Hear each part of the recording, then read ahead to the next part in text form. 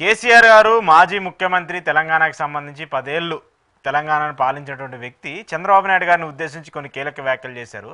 మన పార్టీకి సంబంధించి అంతర్గత సమావేశంలో ఆయన ఏపీ రాజకీయాల గురించి చాలా ఇంట్రెస్ట్గా మాట్లాడారు.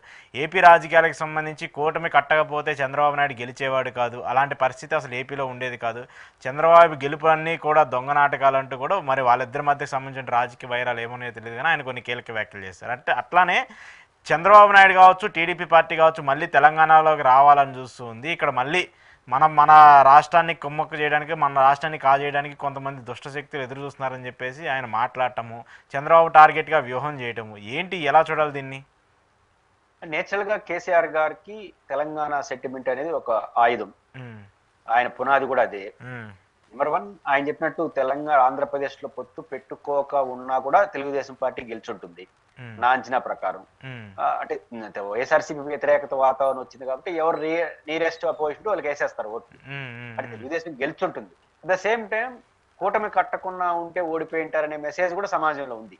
ఉంది కాబట్టే కదా పవన్ కళ్యాణ్ గారు మనం నిలబడ్డాం, వాళ్ళు లేపినాం అని చెప్పినాడు. నువ్వు నిలిచాం, వాళ్ళని 40 ఏళ్ళు అబ్బాయి గమ్మున ఉన్నాడా, 40 ఏళ్ళ పార్టీని కూడా నిలబెట్టావు అన్నాడు. అంటే అర్థం ఏంటి? మన వాళ్ళే గెలిచారని చెప్పడం చెప్పకనే చెప్పినట్టు అయింది. ఇప్పుడు ఆయన అనగాలి ఎందుకు, కేసీఆర్ ఎందుకు అన్నాడు? అంటే రాష్ట్రంలో ఆ భావన ఉంది. జనసేన బీజేపీ విషయం అట్లేదు కానీ జనసేన పొత్తు పెట్టుకోకుండా ఉంటే తెలుగుదేశం గెలుచుండేదా అనే క్వశ్చన్ అయితే ఉంది. బట్ యాజ్ అనలిస్ట్ గా నా అంచనా ప్రకారం పొత్తు పెట్టుకోకుండా కూడా గెలుచుంటారు. First point.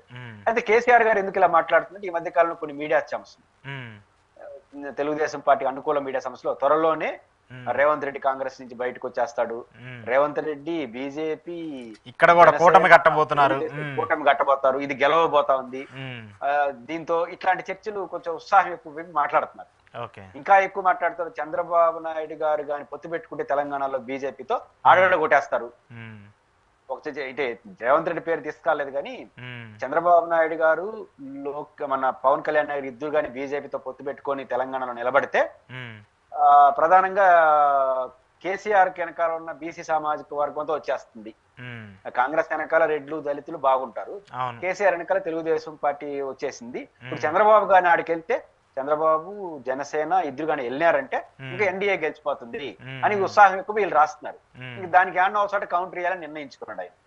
కాబట్టి ఆ కౌంటర్ ఇచ్చే క్రమంలో గతంలో కూడా మీకు రేవంత్ రెడ్డి కాంగ్రెస్ పార్టీ తెలుగుదేశం పొత్తు పెట్టుకున్నప్పుడు బలమైన కాంగ్రెస్ కన్నా బలహీనంగా ఉన్న చంద్రబాబుని విమర్శించాడు ఆయన.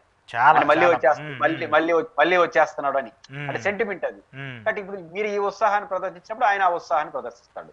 కాబట్టి వీళ్ళు చేసిన అత్యుత్సాహమే అంటే బీజేపీ వాళ్ళు చంద్రబాబు నాయుడు గారిని పవన్ కళ్యాణ్ నమ్ముకుంటే మీకు తెలంగాణలో భవిష్యత్తు ఉంది అని చెప్పడం ద్వారా ఆంధ్రప్రదేశ్ లో బీజేపీ ఏం చెప్తే అది వింటుంది అనుకుంటున్నారు. అంత అమాయక పార్టీ ఏం కాదు బీజేపీ. దానికి కౌంటర్ ప్రచారంలోకి వచ్చింది కాబట్టి కేసీఆర్ గారు రివర్స్ లో ఇచ్చినాడు. అసలు పొత్తు పెట్టుకోవడం వేడగలతో ఆన్నే గెలవలో నన్నే జోడిచ్చేది అని ఆయన టాపిక్. ఎందుకంటే రాజకీయంగా నువ్వు ఇది గమ్మునుంటే రేపు తెల్లారితే పెద్ద ప్రభావం పడుతుంది ప్రజల్లో. అందుకని కౌంటర్ ఆర్గ్యుమెంట్ చేసినట్టుగా నేను భావిస్తాను. కానీ ఇక్కడ ఇప్పుడు ఒకవేళ సరే వాళ్ళు వస్తారా, తెలుగుదేశానికి సంబంధించి తెలంగాణలో మంచి బలం ఉంది. గతంలో ఏపీ కంటే కూడా తెలంగాణలో వాళ్ళకి మంచి ప్రస్తావన ఉంది. కేసీఆర్ గారు ఇప్పుడు బయటకు వచ్చినా లేదంటే చాలామంది బయటకు వచ్చినటువంటి సీనియర్ నేతలందరూ కూడా టీడీపీ పార్టీ నుంచి వచ్చిన వాళ్ళందరూ కూడా సపరేట్ పార్టీలు పెట్టి గెలిచారంటే టీడీపీ పార్టీకి సంబంధించిన వ్యక్తులే. కానీ గత 10 ఏళ్లకు సంబంధించి టీడీపీ పార్టీ ప్రస్తావన తెలంగాణకు సంబంధించి చూసుకుంటే అప్పుడు గతంలో ఒక 2 స్థానాల్లో గెలిచారు, రాష్ట్రం విడిపోయిన తర్వాత. ఆ తర్వాత మళ్ళీ కాంగ్రెస్తో పొత్తు పెట్టుకున్నారు, ఆ సమయంలో ఇబ్బందులు పడుతూ వచ్చారు.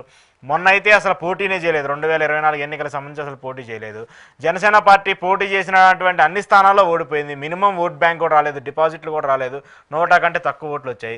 బీజేపీ కంటే కొంత ప్రస్తావన ఉంది, వాళ్ళు ఇండిపెండెంట్గా పోటీ చేస్తే ఇంకా వాళ్ళు ఎదిగే అవకాశం ఉంటుంది. కానీ ఇలాంటి పార్టీల వల్ల పొత్తు పెట్టుకొని తెలంగాణకి వ్యతిరేకంగా ఉన్నారు, వ్యతిరేకంగా పనిచేశారని చెప్పేసి అంశాలు ఉన్నటువంటి ఈ పార్టీలు వీళ్ళతో కలిస్తే, బీజేపీతో కలిస్తే కేసీఆర్కి అడ్వాంటేజ్ అవుతుంది, లేదంటే కాంగ్రెస్కి అడ్వాంటేజ్ అవుతుంది. కానీ వీళ్ళకి ఎలా అడ్వాంటేజ్ అవుతుంది అంటే బీజేపీ ఎన్డీఏ కూటమిగా జనసేన వెళ్తే ఖచ్చితంగా తెలుగుదేశం పార్టీకి చంద్రబాబు నాయుడు గారిని అభిమానించే వాళ్ళు ఉంటారు, పవన్ కళ్యాణ్ గారిని అభిమానించే వాళ్ళు ఉంటారు, సందేహం లేదు. కానీ వీళ్ళందరూ కానీ తెలంగాణ రాజకీయాల్లో ప్రవేశించి ఎన్డీఏతో పొత్తు అవగాహనకు వస్తే అందరిని మడత పెట్టి కొట్టేస్తాడు కేసీఆర్. ఎందుకంటే వెరీ సింపుల్ గా మళ్ళీ ఆంధ్రప్రదేశ్ లో వచ్చేసినారని వేస్తాడు.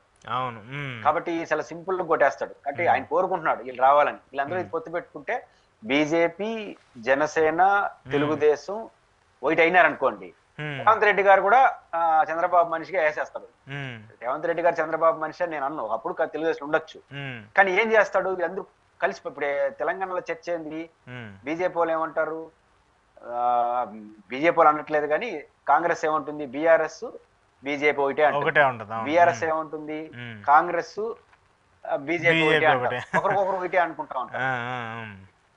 ఈ పరిస్థితుల్లో కానీ తెలుగుదేశం పార్టీ ఆడ పొత్తు పెట్టుకుంటే బీజేపీతో, బీజేపీ జనసేన తెలుగుదేశం పొత్తు పెట్టుకుంది అనుకోండి, డైరెక్ట్ గా కలిసిపోయినట్టు. మళ్ళీ రేవంత్ రెడ్డి గారు అంతో ఎంతో గుడ్ రిలేషన్ చంద్రబాబు ఉంటారు కాబట్టి ఎలక్షన్ అయిన తర్వాత రేవంత్ రెడ్డి ఒక 10 మందిని తీసుకెళ్లి ఆడ కలిపేస్తాడు. కాబట్టి వీళ్ళందరూ కలిసి ఒకటి అయిపోతారు. కాబట్టి ఈ రేవంత్ రెడ్డి గారికి వేసినా బీజేపీకి వేసినా ఎవరు వేసుకైనా ఒకటే ఓట్లు అని కొడతారు కేసీఆర్ అని చెప్పి ఆయన ఇద్దరిని మడత పెట్టి కొట్టేస్తాడు. కాబట్టి ఈ పొత్తు వల్ల ఖచ్చితంగా తెలుగుదేశం జనసేనకి ఆడ ఓట్లు ఉంటాయి, నో డౌట్ అట్ ఆల్. లాభం ఎంత నష్టం ఎంత అనేది ప్రశ్న. కానీ ఇది కలిస్తే కొన్ని ఓట్లు వస్తాయి.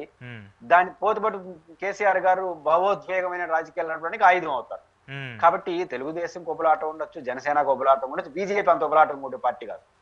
పవన్ కళ్యాణ్ పోతే పెద్ద ఇబ్బంది పడరు, ఎందుకంటే పవన్ కళ్యాణ్ డిఫరెంట్ ఇష్యూ. కానీ చంద్రబాబు గారు మాత్రం పోతే మాత్రం వాళ్ళు డిఫరెంట్ లైన్ తీసుకునేస్తారు. అందుకు పునాదిగానే నిన్నటి నుంచి ఆ మాటలు మాట్లాడుతాం. దానివల్ల ఏమవుతుంది, మళ్ళీ ఆంధ్రప్రదేశ్ లో వచ్చేస్తున్నారని ఒక మెసేజ్ పోతుంది. చంద్రబాబుని తిడితే జగన్ ప్రేమించే బీఆర్ఎస్ చేస్తారు. అదే జరుగుతుంది. ఒక లాజిక్ ఉంటుంది, జగన్ ప్రేమించే వాళ్ళని చేస్తారు. జగన్ కూడా